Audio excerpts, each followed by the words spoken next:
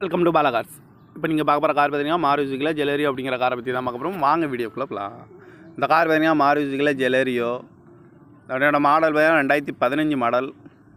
இதோட variant VXI அப்படிங்கிற variant தான். இது ஒரு ஆட்டோமேட்டிக் வண்டி தான் அப்படின்னு இருக்காங்க.